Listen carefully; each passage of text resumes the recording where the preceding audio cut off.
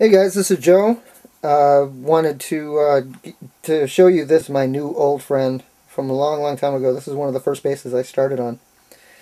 This is my Ibanez 4-string, and it was called one of the lawsuit guitars because this is almost an exact replica of a Fender Jazz. See, isn't that cool?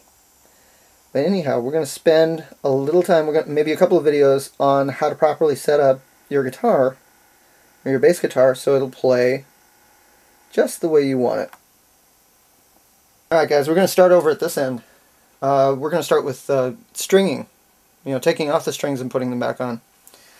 And I'm going to loosen, on most guitars, they're kind of all set up pretty much the same way, unless you have like maybe 3 on a side, and 1 on the other, kind of in a Music Man style, or even some Ibanez will do a 2 and 2. But either way, they're kind of set up the same way. I've got this little pillow thingy here, so the neck doesn't get all scratched up. Not that it's not. This thing is from 1974 or 75, somewhere around there. But anyhow, I'll take this out. I'm turning clockwise to loosen, and then the string comes up. You notice it's cut and kinked right here. It's kinked because there's a hole inside the post in there where you would drop the string in and then kink it and tune it up. But so we're doing this in the reverse. We're taking strings out and then we're going to put them back in. Alright, then now over on this side. And most bridges as well are set up pretty much the same way.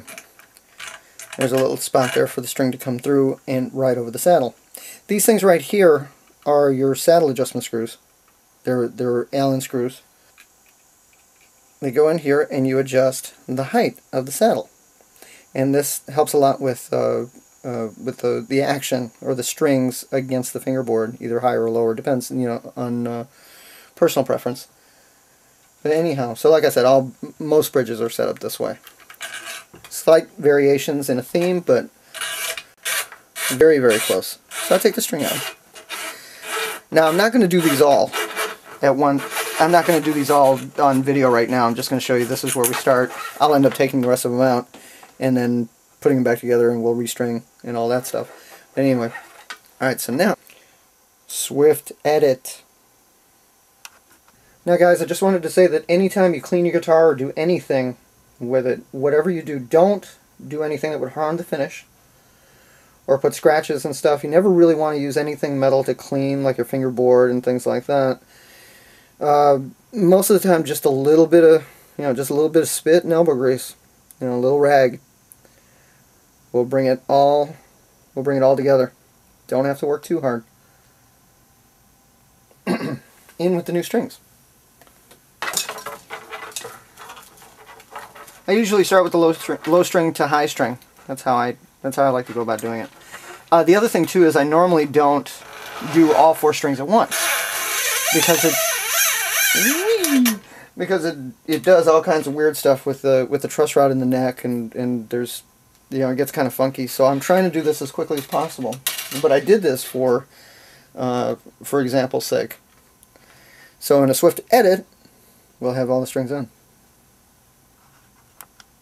Ta-da! The strings are on. Almost. Now let's go to the headstock.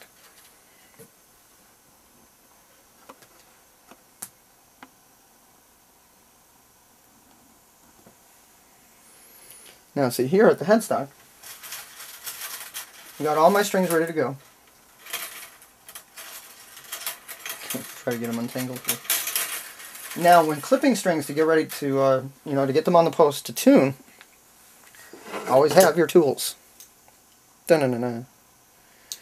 I normally have my Gatool, which is a combination wrench, screwdriver, string cutter, but I'm a goof.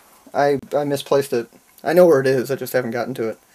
But anyhow, so let me back this up just a little bit so I can get my hands in there and you can see what I'm doing.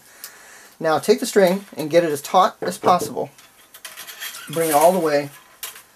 Make sure it's sitting on your bridge, sitting on the saddle, and everything's all good. Bring it through. What you want to do is go from the post it's going to be sitting on. This one's the E string. I go to the A, the D, and then to the G. I give myself about 3 posts length, and then I can cut. I can cut it from here. I'll give it a cut. It's not an exact science. But, so as I said before, most posts are designed the same way. There's a little hole in here, inside the post itself, to where you can set the string in, give it a kink, and then wind it. Now, if you want to do this quick and you don't have one of those fancy schmancy string winders, which I do, but I misplaced that too. It's probably with the tool. Anyway, I'll hand wind as much as I can until I can't anymore. There you go, I can't. So now I'm turning the post, or I'm turning the peg, the tuning peg, counterclockwise, and that tightens. You always want to wind the string down because you want to create a good down pressure against the nut, and that keeps you in tune. And good down pressure against the nut is also good. It's good for string resonance as well. So now I'm winding, wind, and wind until you take up all the slack. And like I said, I like to get a few turns on it, so it stays. There's a good wind on there. This one might be a bit much. Yeah, I think I overdid this one. But anyhow, and it's almost sort of up to pitch. And I'll continue. I'll go on and on and on. Remember, if you go to the post, and then 1, 2, an imaginary third up here, and I'll cut.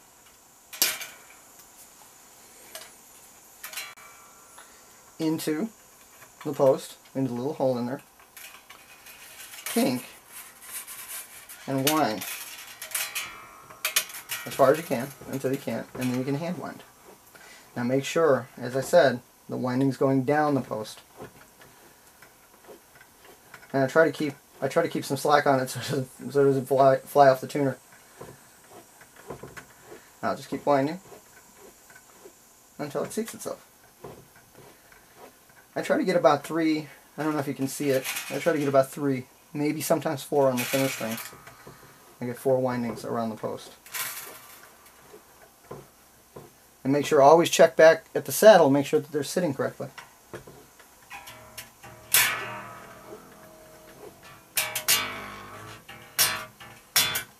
Okay, and continue. There's the bass with strings. Not hard at all. I'll see you guys. Take care.